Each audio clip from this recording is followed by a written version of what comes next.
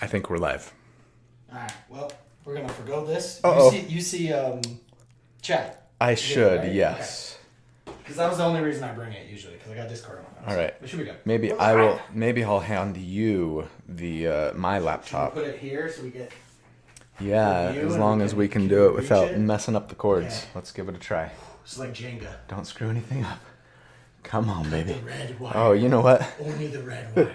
The power. I gotta redo the Okay, power. I That's got- okay. That's okay. Got power over here. Here, let's set that over there. Problem solved. Hey, everybody. All right. Somebody commented, so I know it's working. Hey. And then yeah, just plug that guy into. Oh well, yeah, sure, that works. I'm assuming it's Yep, we're it's good. got power. Hi, how's it going, everybody? Wow. Okay, let us know how the sound is. This is always potentially an issue. Sometimes one of us is too loud, too quiet. So let us feel free to comment. I just got back from the gym, which is why I look like this. I apologize if I'm stinky. Down Don't smell sitting anything, I uncomfortably promise. close. I'm gonna fix this light here a little bit. There we go. Yeah, I started this new workout program that you're familiar with, and I always forget how long the workouts take for this particular program that we do, and Yeah. I underestimated. And so now I'm just sitting here in my workout clothes being smelly. It's So always that run at the end. Yeah, That yeah, you just yeah. aren't accounting for it. You Yeah. know? So this is exciting because it's the first time that we've got not just platinum members, not just gold members, not just the new Electrum members and diamond for that matter, but silver and above. So I think I have, I haven't looked for a while, but I've got a few thousand channel members now, which is awesome. And so, there's some coppers out there still that I guess wouldn't have access to this, but everybody else should. Nice. So you guys are so awesome. Thank you so much for your support. I truly, truly appreciate it. And I mean, gosh, I can't tell you like the outpouring and in fact increase of support since I made the announcement Nice. like a couple of weeks ago about changing it so that everybody has access to all the benefits if you're Yeah. silver and above has been overwhelmingly positive and has just made me feel really great about that decision. So thank you. You're awesome. Love you guys. Any comments on the volume? Anything anybody saying like Nothing on the volume. you're We too sound good? quiet? We got one that says sounds good. Okay. Sounds good. Cool. So we'll go with that. I'll Unless assume that anybody that says- is the case. Yeah. So how was Christmas? Oh my gosh. For those who don't know Dallin, Oh, by yeah. the way, Hi. this is Dallin, aka Dalinar, aka the Blackthorn. Blackthorn. We've been. Can you see? What? No, it doesn't show up on the camera. My usual. For those who are not familiar with the Stormlight Archive books by Brandon Sanderson, he's a character, Yes. a favorite character of ours, and his name is Dalinar, the Yeah. Blackthorn. We've been friends? A decade now. Has it been that long? It feels like it's been that long. I think it's been We- around 2015 is when we worked together. Yeah, we used to work together in our previous lives, and started playing D&D together. Yeah. Dallin was my video editor for over a year. Yeah. And now I've got Nox. How's that going, by the editing. way? I haven't asked you. We haven't had a chance to talk. I for a mean, while. you tell me. You guys tell me. Now, be sensitive because my old editor is here. So, you don't want to be like, don't make he's me so feel much bad." better. It's not that. In fact, I would But say... also be sensitive because the it's Colby's son. I would say Nox is doing a great job. Yeah. There are like I don't want to say micromanage because I'm not micromanaging, but I do like to like watch every video before it Right. goes live after he's done. And usually I'm like you forgot this, yeah. you make sure you do that, you misspelled these words. I've missed some of those and some of you have noticed. That just comes with time of just doing it. Yeah. And being a 17-year-old. Yeah, sure. Too. I mean, he wants to go hang out with his girlfriend. Yeah, so exactly. he wants to edit videos. And play Marvel Rivals. Rivals. Dude, I have been into that way more than I should. I haven't played it at all, but it looks fun. It's Overwatch. Remember That's what. Yeah. With Marvel characters, which it sounds fantastic. I just haven't had time because I've been reading Wind and Truth nonstop. The last Stormlight Archive book, and I just finished it yesterday, 2 days ago, and it's phenomenal. But you're only on chapter 30, so I can't talk about it. I know. I thought, in my head, I was like, all right, Christmas break. I'm taking time off to be with the fam. I'm going to just sit and read. But then I forgot my kids are young, and like I can't just sit and read. I have to like entertain them. So I've read when I can, and it's just not nearly the amount that I wish I could. But hey, 200 pages in a normal book, or like almost 300 pages, that's like halfway. Yeah. In a Sanderson book, it's just like a chink in not the even armor. a quarter. Yeah. in this one, anyways. It's so good. I would say we won't talk. We'll get to D&D and your questions, but we always do this for the first few minutes. It is. Reviews seem to be very mixed from what I'm seeing. Generally positive, but like a B, not an A kind of realm is what it seems like I'm kind of mostly seeing. I would give it an A. I would give it an A+. Now, I'm very close to it still, and I might need some distance, and maybe my opinion will change over time. I doubt it, knowing me. Like, I tend to be, when I really like an IP, whether it's Mass Effect or Dragon Age or, the TV show Lost, like, I am an apologist for the thing and have my rose-colored glasses on, and I tend to, like, overlook. I'm not a good critic for this reason. Like, I overlook weaknesses or things that bother me. Or you want to be a fan of it. Yeah, I have a high tolerance for, like, imperfections, right?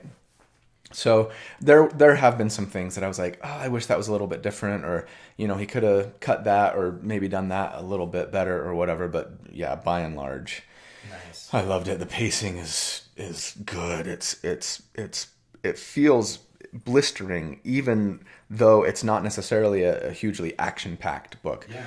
But it is a Sander Lanch.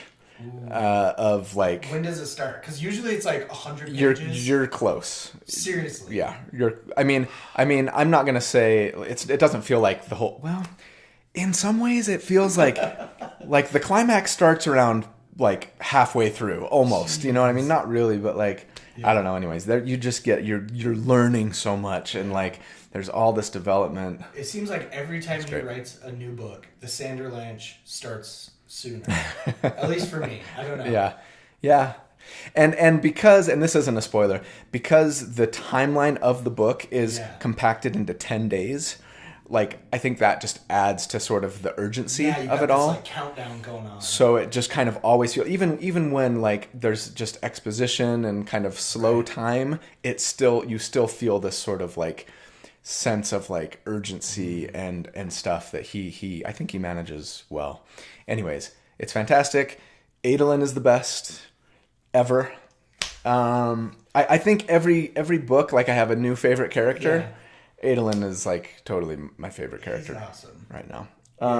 I mean, for me, it's still Dalinar, but we'll see. Things change. Dalinar is with this book. I mean, things are bound to shift and change. We'll see.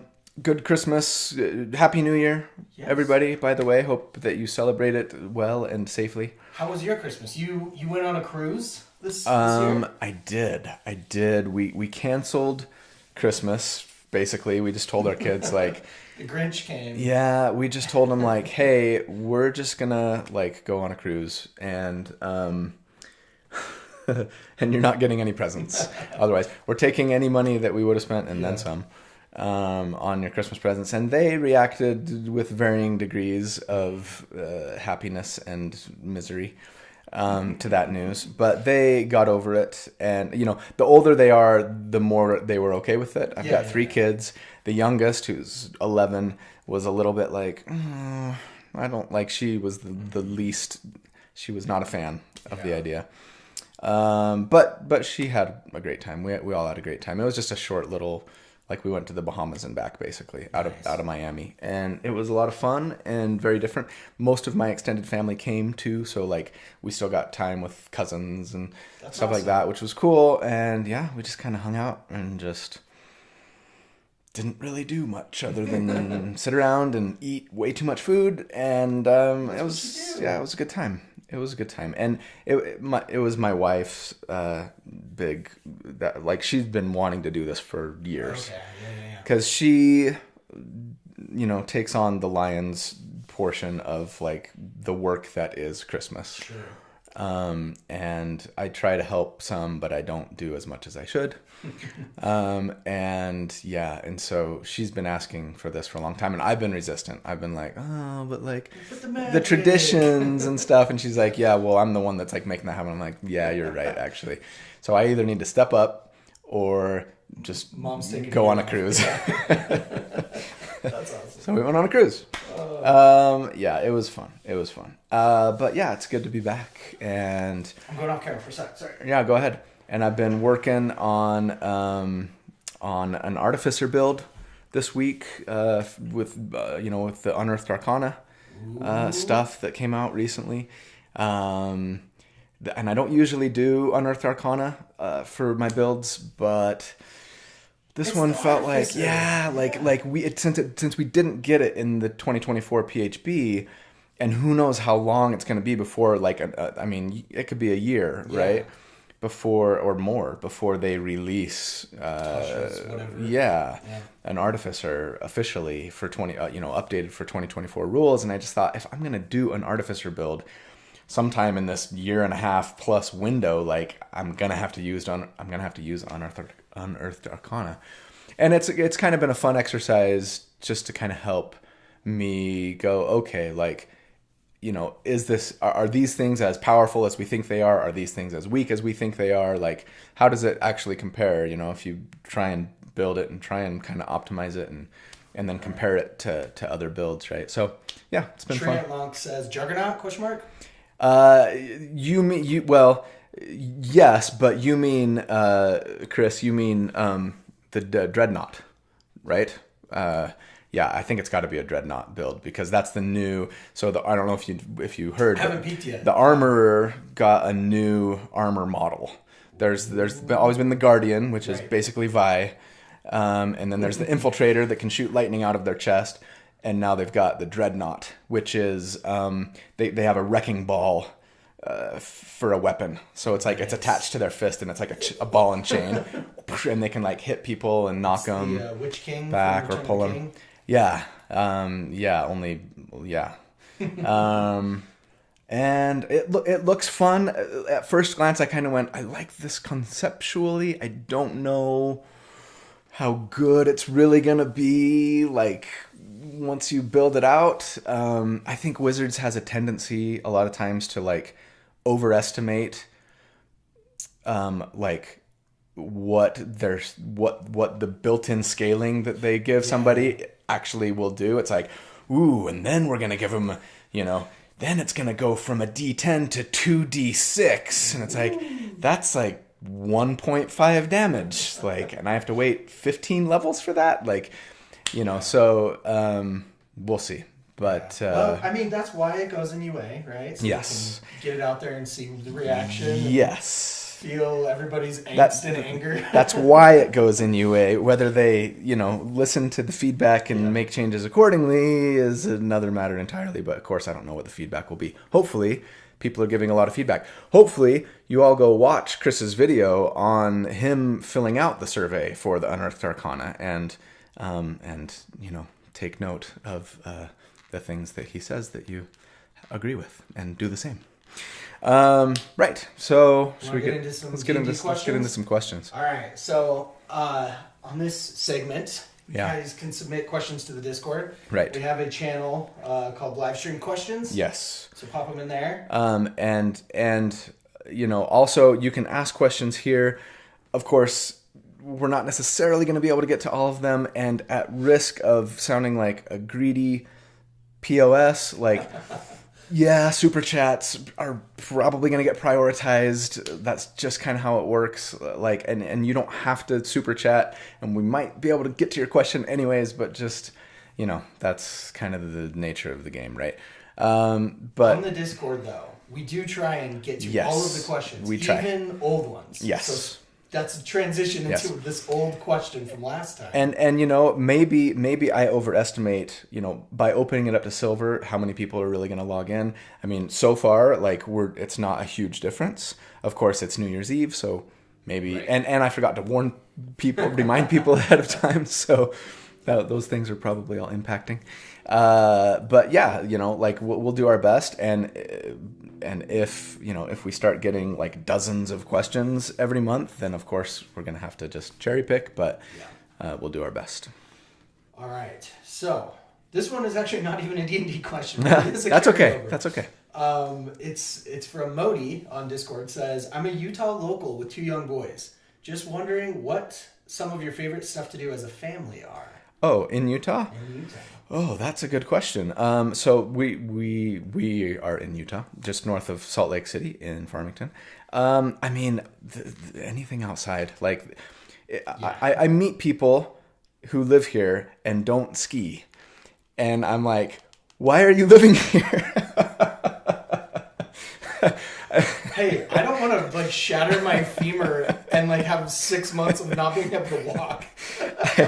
I mean, It's a calculated risk. You gotta like get into the mountains. Yeah. In my opinion, the best part of living in Utah is the mountains. So yeah, not everybody's a skier, but ski and snowboard in the winter, or go sledding. Like there's some great like sledding hills, and even places that will Soldier Hollow, I think it's called? yeah, Great. Soldier Hollow up at Midway will like tow you up the mountain, and then you can just sled down, Yeah, right? it's a So good it's time. nice. Stuff like that. But then in the summer, hiking and biking and We have like some camping. of the best 5 stuff. national parks. This is turning into like a Selling tourism Utah. board of Utah. 5 national parks here. Get out and explore them. Other than that, I don't know, the usual stuff. I like to go play Top Golf. I'm not much of a golfer, and no one else in my family is either. But Top Golf is fun. Yeah, And you can play Angry Birds. it's true. That on actually Topgolf. is really fun. And you know, the usual things. We might go bowling for New Year's tomorrow. So, going back to the Artificer, because we do have a question here in Discord, which kind of goes up with this. So, general thoughts on the Artificer in UA. Yeah. Let's So get like a quick, yeah. what you think is good, what you think is bad. I did a little video with Will, D&D Shorts, like a day or two after it was announced. Of course, as is my wont, I talk a lot, and so it's not a quick synopsis. It's not a D&D show. No, it's a D&D D&D longs. Yeah, it's D&D longs. I would say, if I had to summarize my thoughts, they are that I like a lot of the changes. And I wish that they would have gone a little further on most things. The one exception to that would be the spell storing item. Is that what it's called?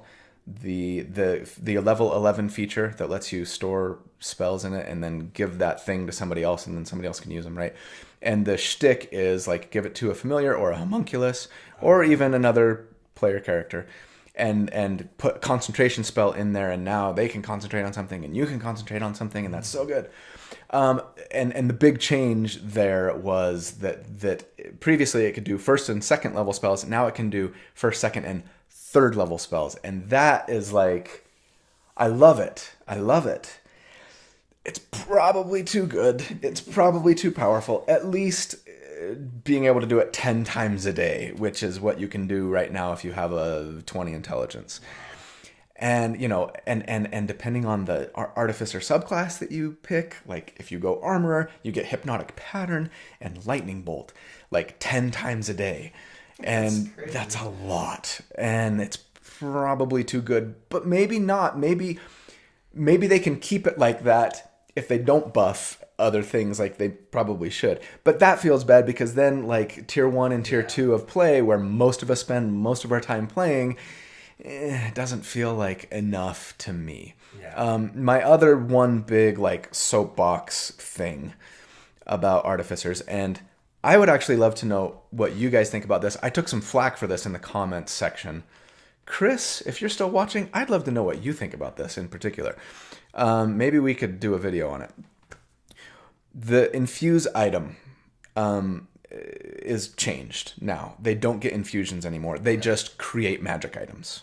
You can just create magic items, and you have a list of magic items you can create, which they always could do, but that's like the only thing they can do now, and the list is expanded.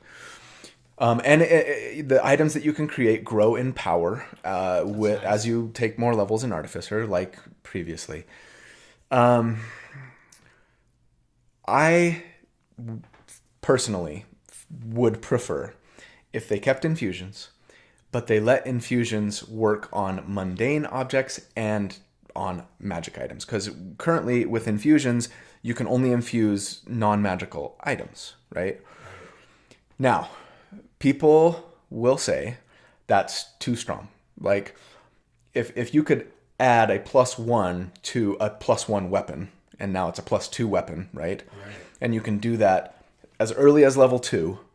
You probably don't have a +1 weapon to do that to at level 2, but maybe at 3 or 4 or 5, right? Sure. That's too good. It's too strong. And I would say, no, it's not. Like coming from the guy. +1 to hit and damage, if we're just talking weapons, right? It sounds awesome. And it doesn't make a huge difference, like on the average damage. It makes a difference. But even after you get extra attack, depending on your plus to hit, depending on the enemy armor class, you're talking 2 or 3 damage a round.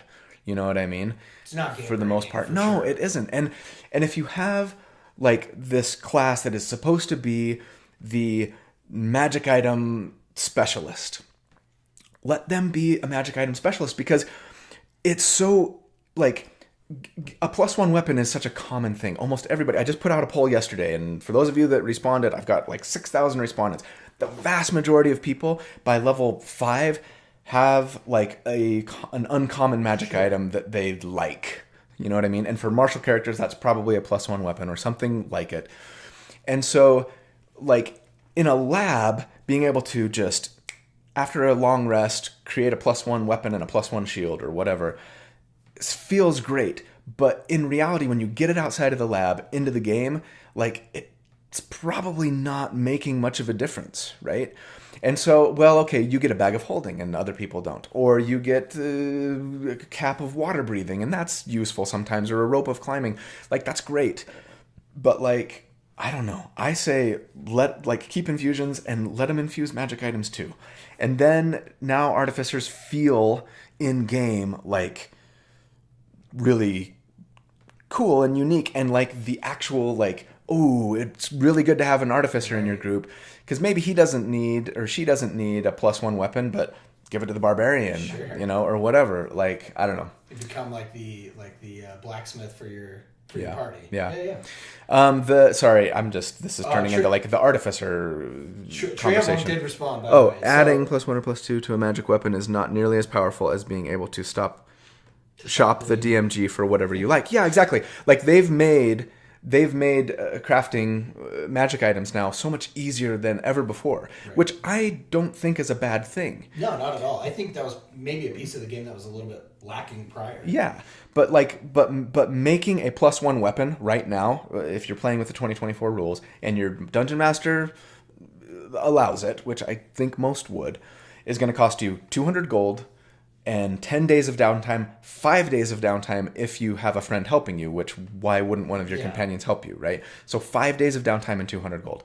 I mean, you've got to have tool proficiency, you've got to have Arcana proficiency, but assuming you've got that, you've got to be able to find the materials, and there's some rules in there about if you're in a city, there's a 75% chance, but if you're not in a city, it's only a 25% chance. So I get it. It's not like anybody can just instantly make a magic item like Artificers can, but it's also not that difficult. And so I just wish that they would let them add their infusion to a magic item. But other than that, sorry, it was like 30 minutes of Artificer. They didn't change. Not enough got changed in my opinion, especially for the weaker subclasses. Alchemists in particular feel like they still are pretty lousy. Artillerists got some nice changes, but I think they could use more. Battlesmiths need weapon mastery. Like, I can't believe they didn't get it. That's actually in the chat. Somebody was saying, why not? Where's weapon mastery? Yeah. And armorers arguably could get it too, but they kind of have some weapon mastery stuff with their special weapon.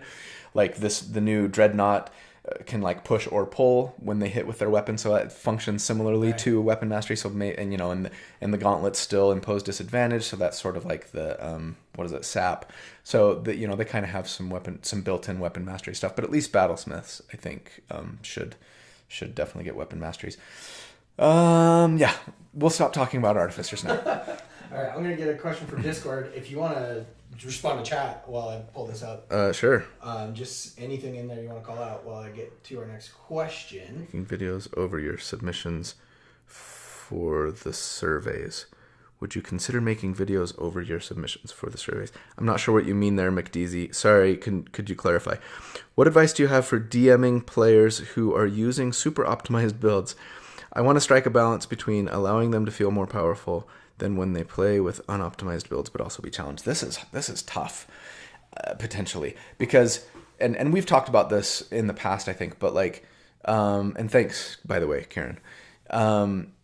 It's especially difficult if you have a mix at your table where one or two people like kind of really get into optimization and then others don't, right?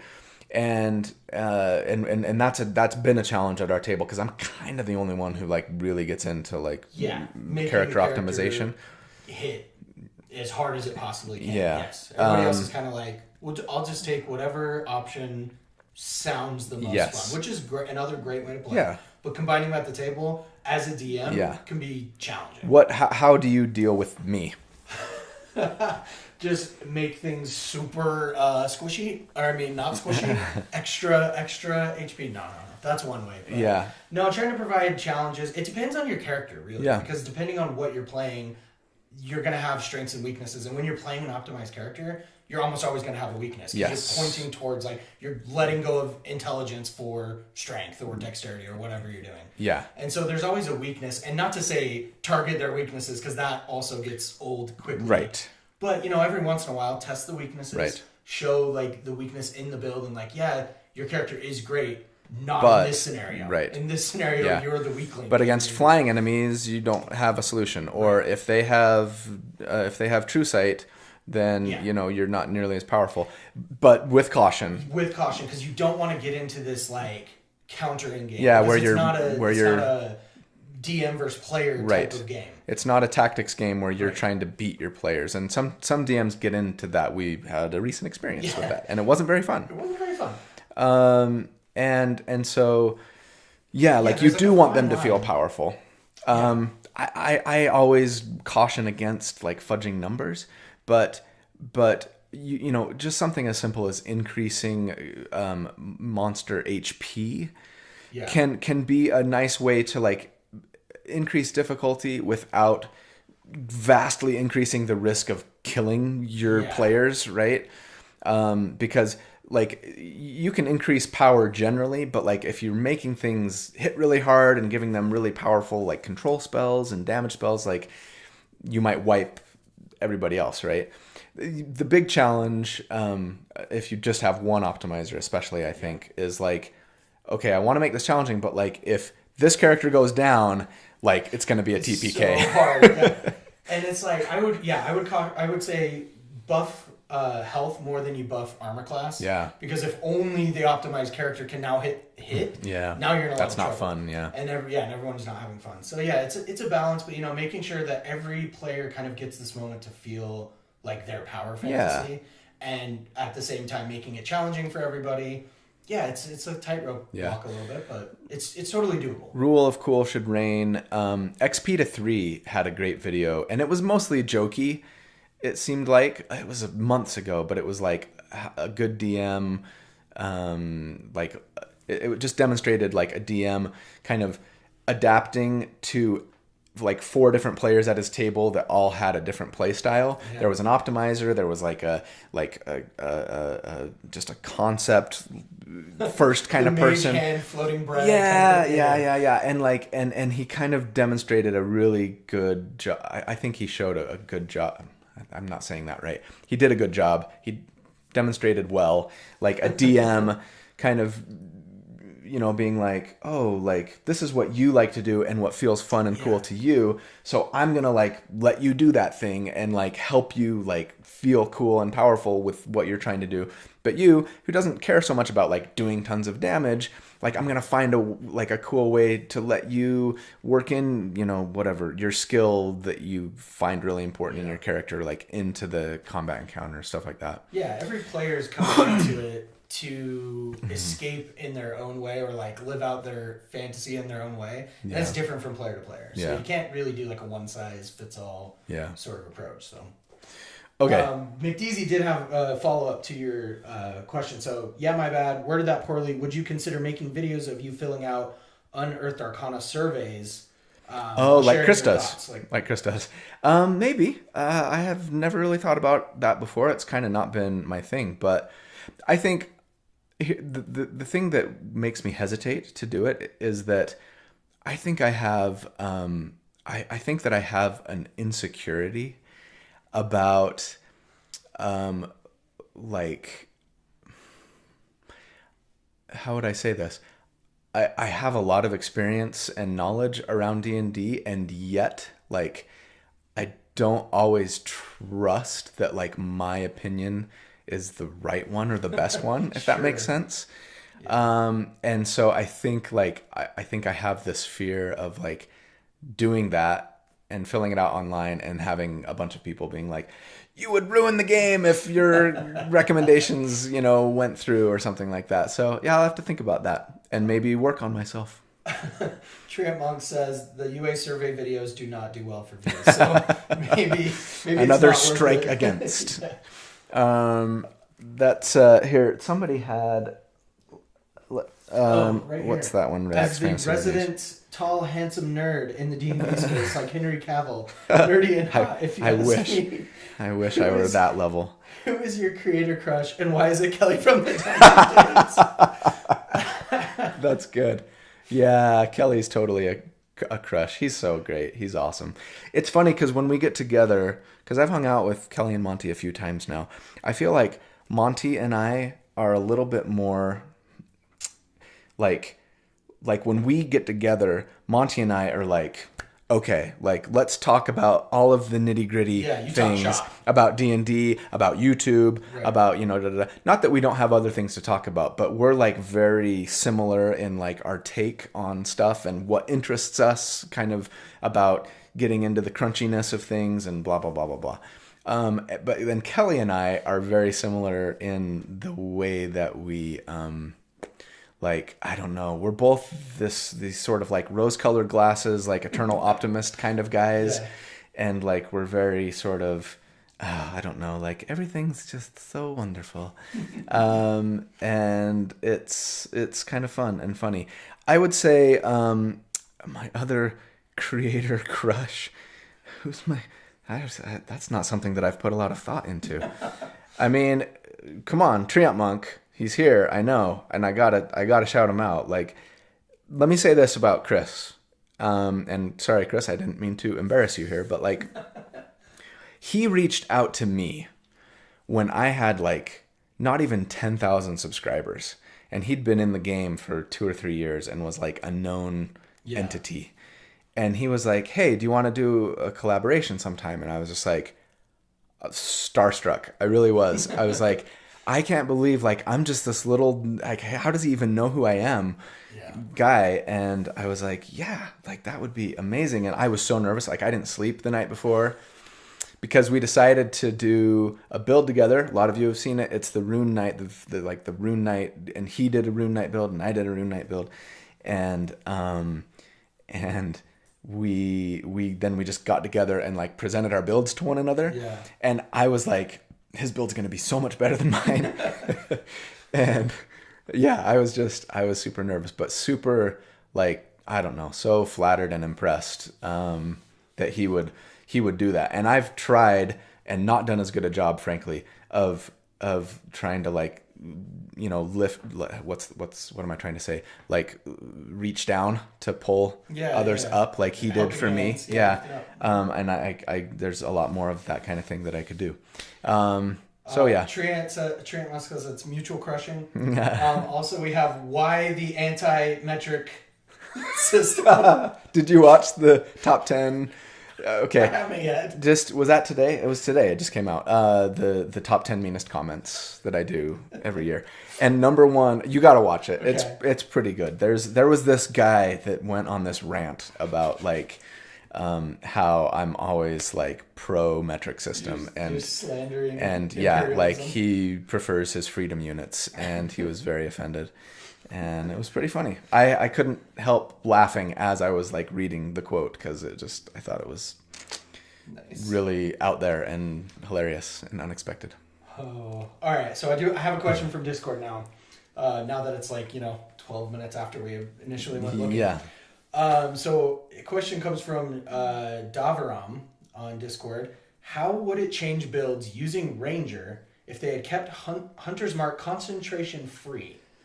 Even if it was limited, like if you only if you used a spell slot to cast it. Yeah, I mean, I think that they should do that. If I were to homebrew a Ranger, and here's an example of my insecurity surfacing because it's like, but what if I'm wrong? And I said this, I think, in a build recently, like. I think if I were to homebrew Ranger, if I were DMing a table and somebody came to me and they really wanted to play a Ranger, I would probably say, like, at some level, probably level 5, 6, or 7 of Ranger levels. You have to have levels in Ranger, right? It probably doesn't require concentration anymore. And then somewhere at 8, 9, 10, 11, maybe... it doesn't require a bonus action to transfer.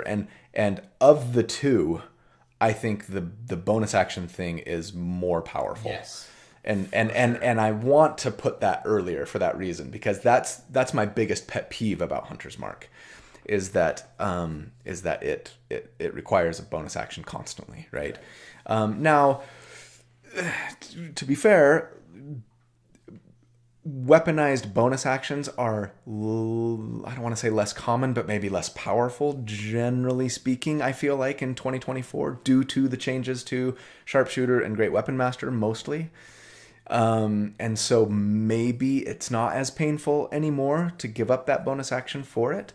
But, you can still dual wield hand crossbows. I shouldn't say still. You can now dual wield hand crossbows.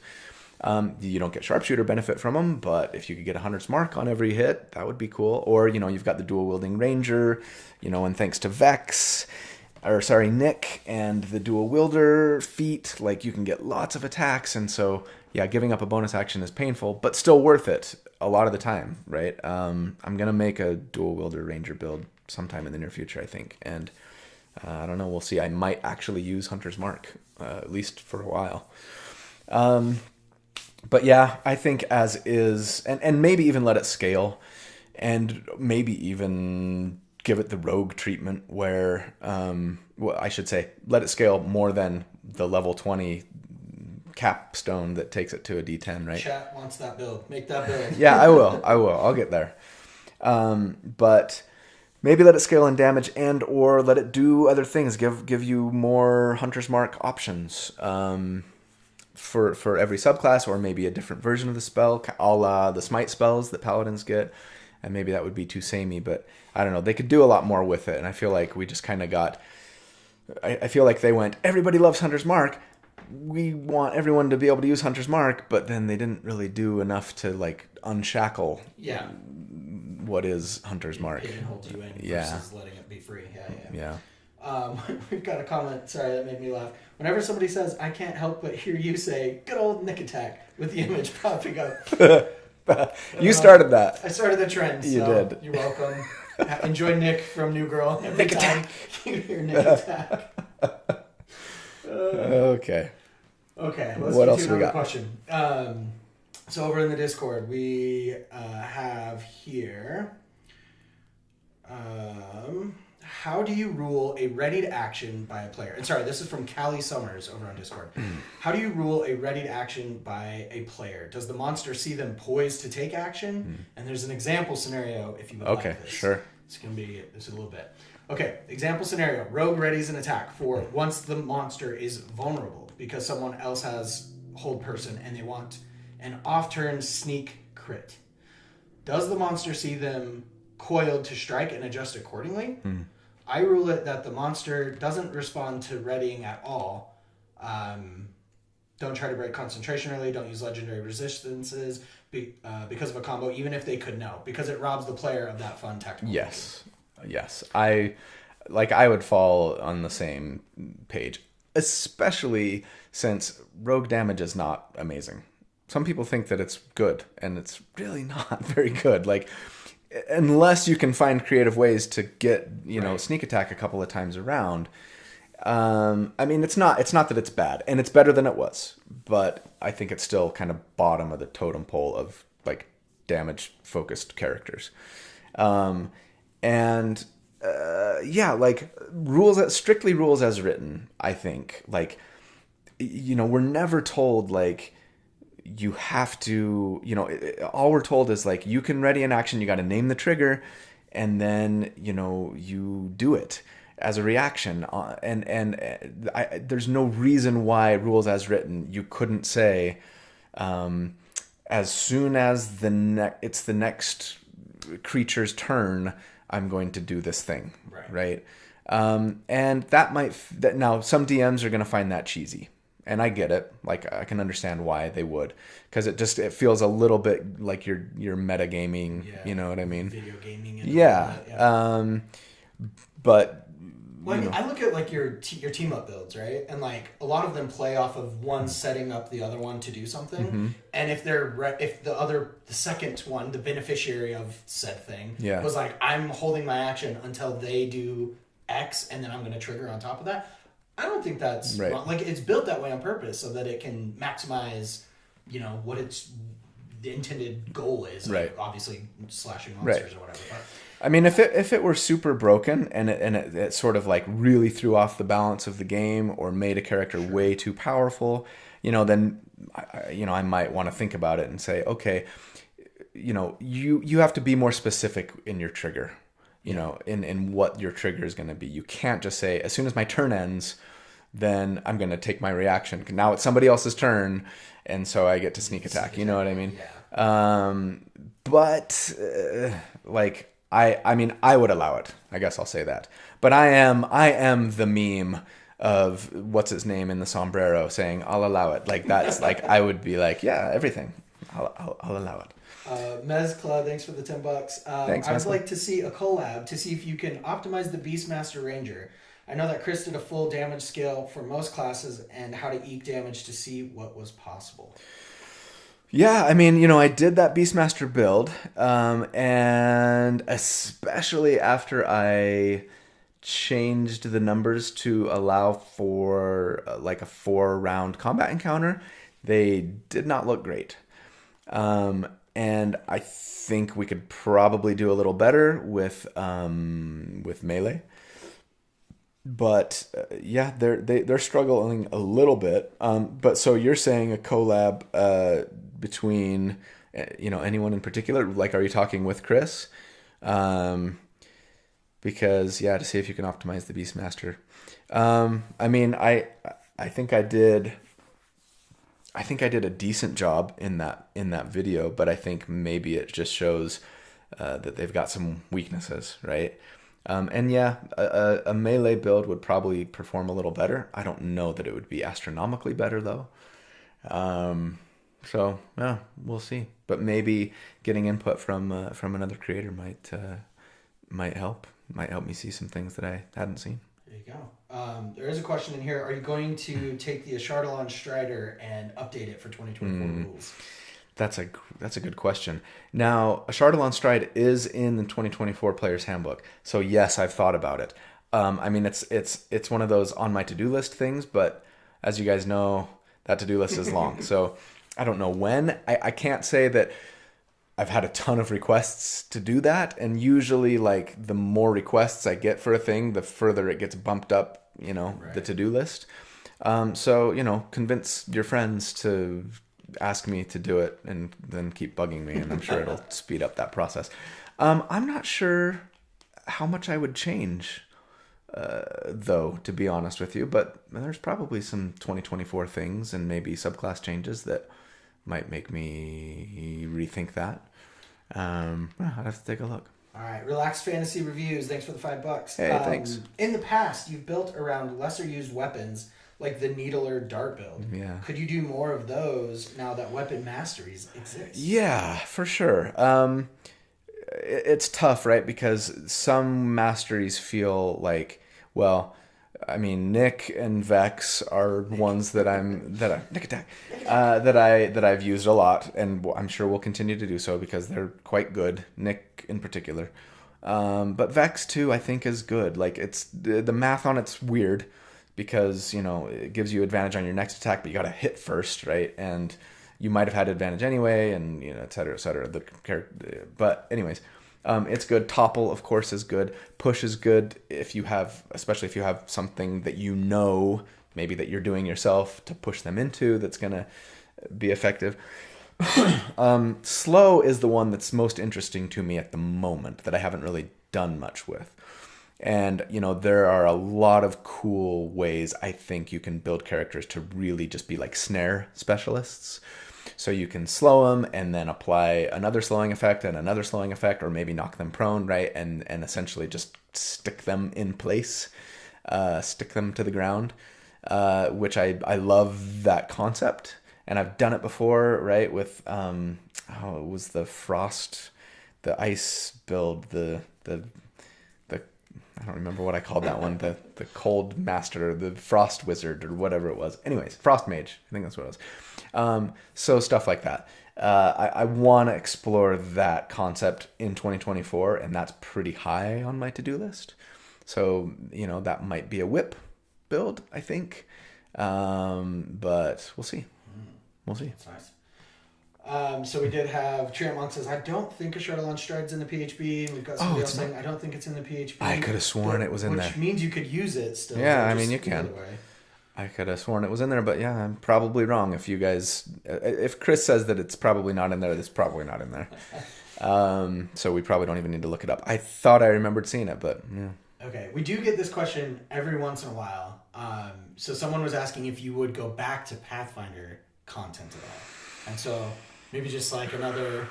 I'm always nervous when somebody asks me, like, are you going to do more BG3 content? Are you going to do more Pathfinder content? Because it's like, if I say no, are you going to unsubscribe? But, yeah, so I will never say never. But I can say with confidence, probably not. And we've kind of had this conversation before, so sorry if you've heard us, you know, talk about this before. I can summarize quickly.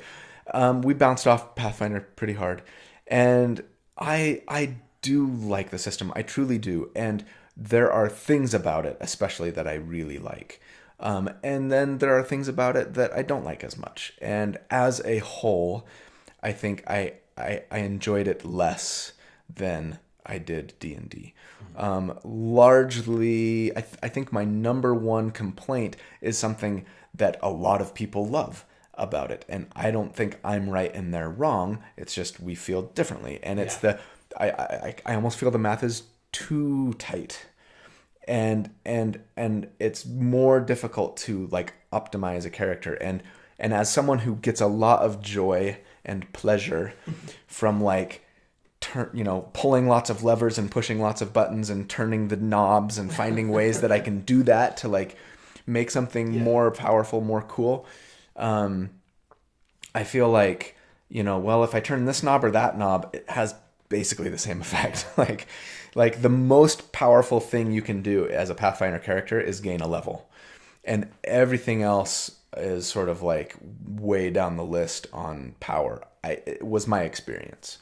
And again, I don't think that that's bad or wrong. I think it allows for people to have a lot more freedom in the characters that they build, that they can really emphasize like concept over mechanics, and still be good mechanically. You don't get punished for making like a wrong choice. And I appreciate that is really great for some people, and it's just not as great for me. And that was kind of my main gripe. And then the 3-action economy, pros and cons, but I got frustrated by like everything being in action. It's like, I have 3 actions, cool. Oh, wait, I have to move? I can't do all the stuff that I want most of the time. And that got frustrating. So, anyways. So then I guess we could just kind of tie it all into this one question. So we've got people in chat asking about the Cosmere TTRPG and also DC-20. So I'm assuming this kind of falls all under the same umbrella of like third-party content. I think you'll probably always periodically see me do content for other game systems, and probably always mostly make D&D content. You know what I mean? Like, I don't see myself ever just being like, all right, like, no more D&D, I'm all DC-20 from now on. And, you know, I mean, just total transparency, a lot of that is financially motivated, right? Like, a lot more people play D&D than anything else, and this is what I do to keep the lights on, so I got to take that into consideration. But also, like, I really enjoy D&D. I do. I think it's a great game, and especially right now with the 2024 stuff, like, I'm still excited about the changes and all the different character builds that like are gonna look different now, and sort of fleshing out all the things that I haven't even thought of, and the books to come for that matter. I do think that that DC-20 is a good system, and I'm excited to see the release. I still get updates from Alan. I'm on his email list, and you know, about the different you know, iterations as he gets nearer to completion. I think it's a great system, and I'm excited to see what the final product looks like. And I'm sure I'll probably do something when it's released. Maybe I'll do a how to play DC-20 from a D&D vet perspective video, you know, stuff like that. I'm the game system I am most excited about right now that's not D&D is the Cosmere TTRPG. And admittedly, a lot of that is fueled by my fanboyism of all things Brandon Sanderson. But well, and I mean, that's a chance, potentially a chance, right? That you get to meet Brandon Sanderson somehow, right? It's a step closer. We'll see about that. You know, I was at, so for those who don't know, Brandon Sanderson, one of our favorite authors, he has an annual con here in Salt Lake City. Yeah, you got the tattoo.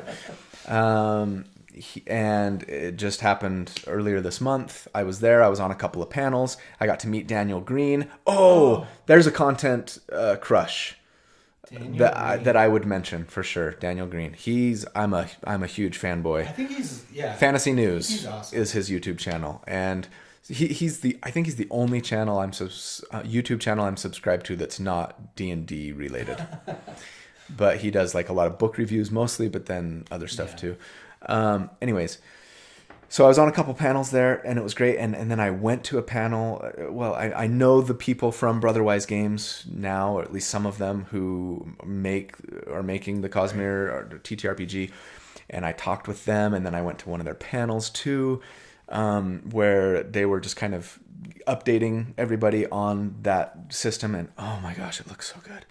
It looks so good. And I think they have done such a phenomenal job from what I've seen so far of like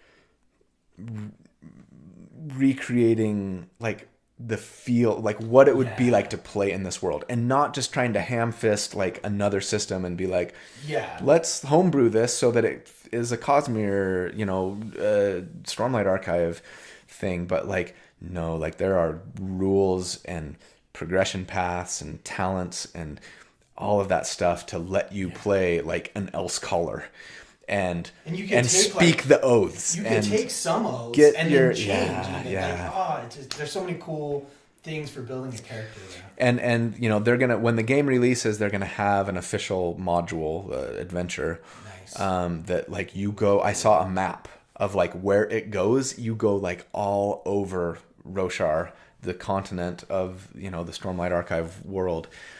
And like, I want to play it so bad. And I'm really hoping that I can convince you I was just about to say, it wouldn't be that hard to convince to GM that like, when it comes if it's out. like a 3-shot or something. I think it's like like full... character leveled 1 to 10 or something like that. Like that's not too bad. That's only like a year of right. I mean, games. it might be a year of gaming.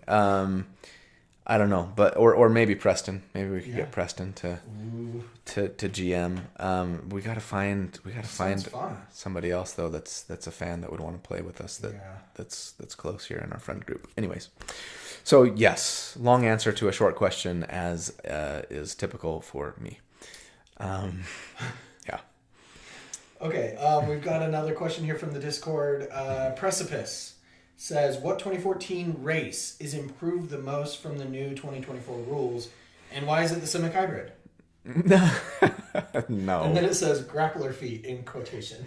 I mean, yeah, I guess I can see that, but I still, I'd have to look at the interaction there, because the Simic Hybrid has to take an action to grapple, and so maybe now with the grappler feat, I guess you could make your unarmed strike and do damage and grapple, but I don't think you can use the grappling appendages to do that without some hand waving by your DM. Maybe not. I'm not a huge fan of the Simic Hybrid. Sorry. I mean, I'm just thinking like races in 2014 that got updated for the 2024 rules, and to me, it's the Goliath. It's no question. I love their giant ancestry thing that lets you, proficiency bonus times per day do cool things. And Hill Giant is the one I tend to use the most because I build a lot of melee characters, and Advantage is awesome. But I mean, Cloud Giant is so good. Like Fire and maybe Frost. I'll probably use the Frost thing in that upcoming Snare build, I think. Yeah, they're kind of my favorites right now, for sure. Other than that, I think now I'm trying to think of like ones that we have previously that didn't get updated in the PHB, but thanks to like the other rules changes are now amazing, and I need 15 minutes to think about that before I have like any kind of thoughtful answer. All right. Nick Can't Snipe in chat has a great question. So what is your least played class in 2014 and 2024, and why? Least played class in 2014 and 2024. I think the only class that I let's see. I played every class in 2014. I don't play as much as I would like to. I don't play nearly as much as Chris does. I know that much, but nobody plays as much as he does. Of course, he DMs a lot. Anyways, still, I think I played at least in one-shots, if not, kind of mini shots, like 5 or 6 session, every class, and enjoyed them all. The one that I probably enjoyed the least was Ranger. And I don't think it's because they are underpowered. In fact, I don't think the 2014 Ranger is underpowered, especially not after the update they got in Tasha's. I don't love ranged characters, and I was playing them as a ranged character. I was a Gloomstalker Assassin, which is like really good, right? It's very strong. But I feel, when I feel like distanced from the action, it's not as fun to me. It feels like the imagery that I have of my character in my head, the tension of the combat, like it's not as fun for me personally. And you can play melee rangers, of course, I know, but that was probably the one that I enjoyed the least, I would say. 2024, I have not yet had a chance to play a lot of, other than one-shots, and then our campaign that is like fits and starts. When people are available. Yeah. So we've got 4 Elements Monk, right? You've done that. What else have you played? And Open Hand, or Warrior of the Hand, or whatever they're called now. And then, I've played Cleric, kind of that... Cleric of Chaos build, which was fun. I've played the Barbarian Cleaver, which was actually a lot of fun, though I didn't get to do as much cleaving as I wanted. Yeah, I've played a handful, but I haven't played most of them. So the one that I most want to play next, though, like if we were starting a campaign tomorrow, I think would be a paladin. I think it would be a devotion paladin. Even with all the changes. Even with the Divine Smite nerf. And I'm sorry, I will have words with anybody who says otherwise. It is a massive nerf. Like, I don't think I would Divine Smite hardly ever. Depending on the build, of course. Like, if you were going to play a sword and board build or something, sure. But I don't usually go that route, I suppose. And so maybe I would. Maybe I'd try out a sword and board for fun. But I think it would be a 1-level warlock dip for Pact of the Blade. Charisma, sad, pally, devotion, pally. That's high on my to-do list as well, by the way, to build. I just love the idea of being able to just buff charisma and prioritize that, and then go mostly paladin, and I just love that's like my second favorite concept, next to like gishy, agile strikers. I like tanky, the knight in armor, dad energy, like big boys. And I love the idea of just being like a 20 charisma pally that's like with great weapon master, making big attacks and having their aura of protection be awesome. And that'd be a ton of fun. That'd be fun. And maybe, you know what, maybe I use Divine Strike more than I realized. Maybe I'd not worry about trying to weaponize my bonus action and just smite and use like a great sword or something. But then again, like the pallies are bonus action heavy already, like because you got to cast divine. What's it called? That adds a D4 to all of your attacks. That takes a bonus action, right. And I don't know. Treant Monk says, I'm playing a devotion, paladin, sword and board character in a campaign right now. Nice. I smile all the time. And I can totally or did he say smite? Oh, I smite all the time. Yeah. Well, I would smile too. Yeah. While smiting. And he's probably smiling while he does it. Yeah, I mean, I can see that, Chris, for sure. Again, it depends on the weapon that you're using and the feats that you have, I suppose. And I know, Polearm Master isn't nearly as good as it used to be. But, and you're not going to be dual wielding if you're a devotion pally. Probably, anyways. I don't know. Anyways, there's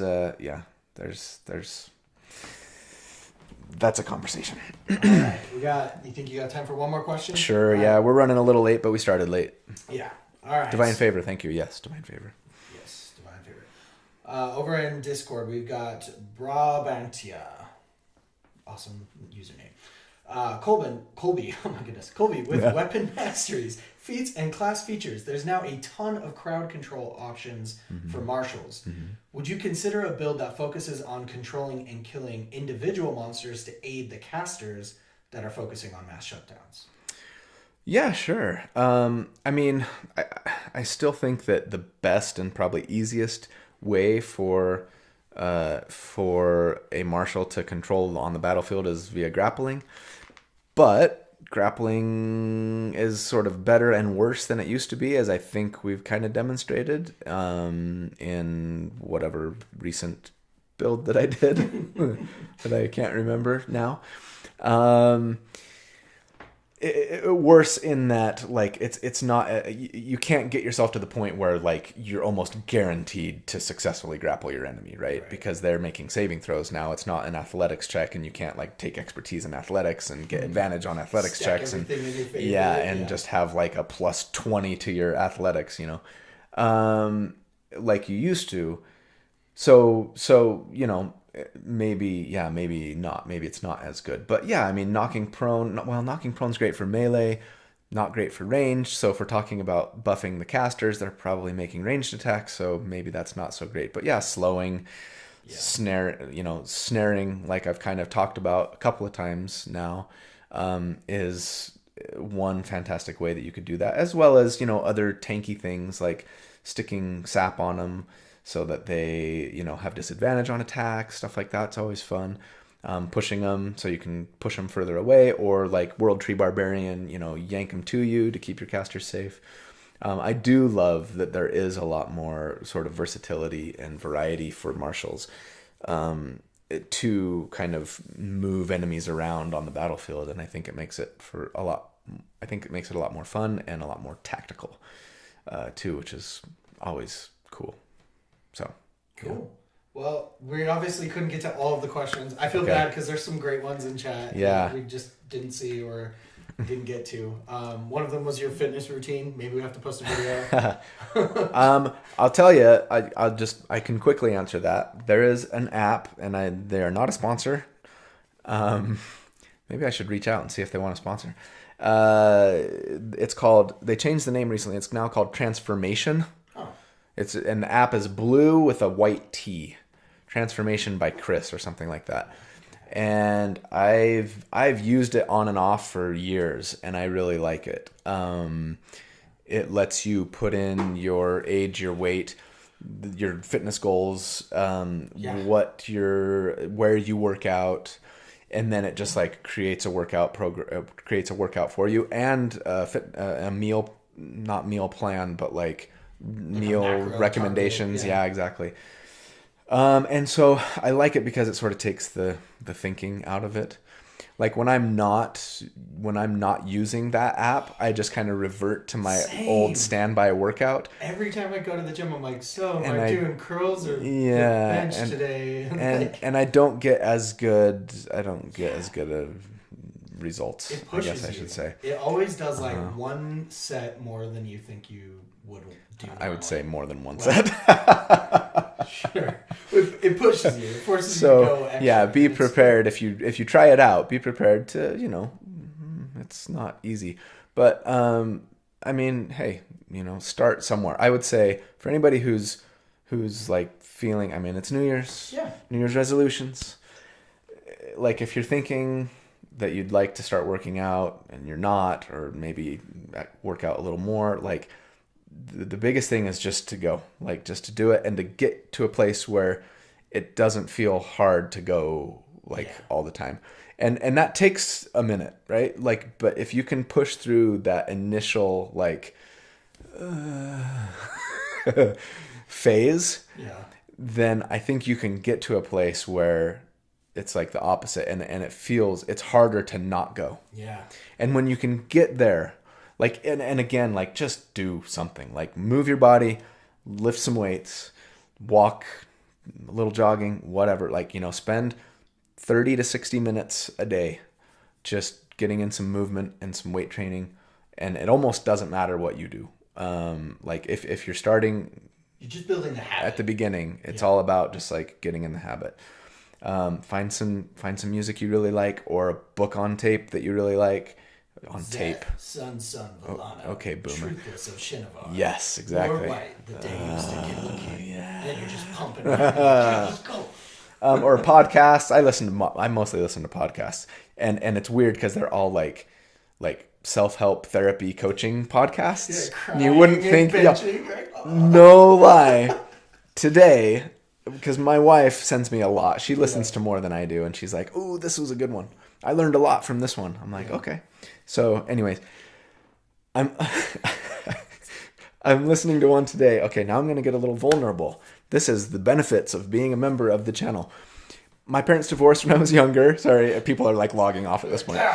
My parents divorced when I was younger, and when I was like 10, and I'm listening to this podcast, and this guy is like kind of working through this new modality of therapy where he's kind of dealing with his trauma from being abandoned by his mom when he was little. And like there was a lot of similarities in our stories.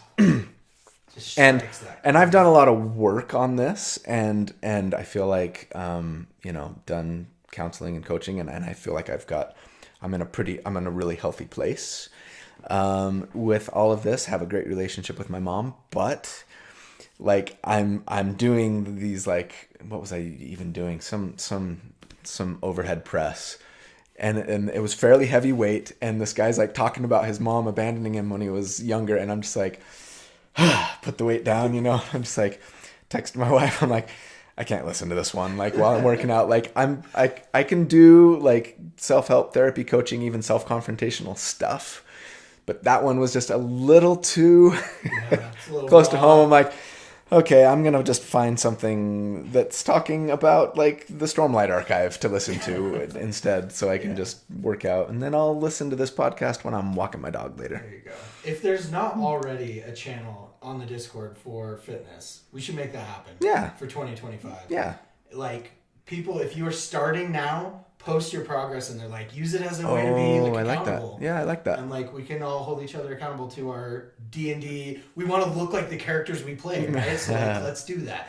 I mean, unless you're trying to transform into a gnome and like shrink and like that would be hard, but you know, maybe like the jacked barbarian or whatever. That's a great idea. I'm gonna let's do that. Let's do a sub channel in the in the public channels or whatever. That's like workout. What would we call it? D&D fitness. Workout progress. D&D and dumbbells. There you go. I don't know. Anyways, and we can be like, all right, here's my before pic. Let's do it. Post some progress pictures, or it doesn't have to be pictures, right? If you're not comfortable with that. Jacked for all trades. That's pretty good, actually. I like it. Yeah, that's the new help me name my builds question. Yeah. It's just help me name my sub channel. Dumbbells and Dragons, bodybuilding characters, Dungeons and Dumbbells, dumbbells and deadlifts. That's pretty good. Yeah. Okay, we'll think of something. We'll stick it in there. All right, you guys, Happy New Year. Thank you for being here. Especially thanks for the super chats. Always appreciated. You guys are awesome. And yeah, let's make 2025 the best year ever. But stay safe. Be safe tonight. And we'll see you soon. Okay. See ya. Take care. End stream. Bye. Bye.